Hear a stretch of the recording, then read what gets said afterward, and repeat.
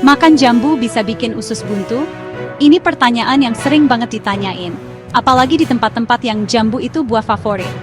Banyak yang dengar cerita ini dari orang tua atau kakek nenek, tapi bener nggak sih?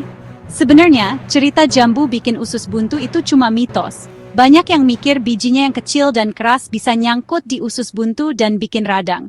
Padahal, ini nggak ada buktinya sama sekali. Yuk kita cari tahu lebih lanjut. Usus buntu itu radang di usus kecil yang bentuknya kayak jari, namanya appendix. Radangnya biasanya karena ada yang nyumbat di dalam usus itu. Bisa karena kotoran, benda asing, atau bahkan tumor.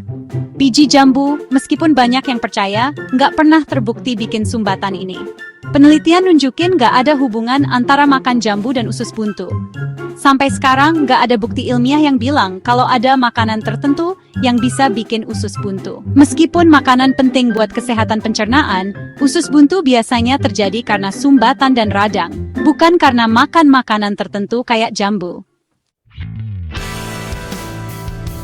Dokter-dokter ahli dan organisasi kesehatan dunia, kayak American Medical Association dan WHO, nggak pernah bilang kalau jambu itu penyebab usus buntu. Dokter spesialis pencernaan dan dokter bedah juga setuju kalau cerita jambu bikin usus buntu itu nggak benar. Pendapat mereka ini berdasarkan penelitian dan pengalaman bertahun-tahun. Meskipun setiap orang beda-beda, kesepakatan para ahli jelas nggak ada hubungan antara makan jambu dan usus buntu.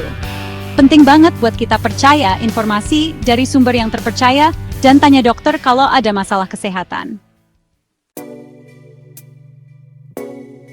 Mitos jambu dan usus buntu ini nunjukin pentingnya berpikir kritis dan cari informasi kesehatan yang benar.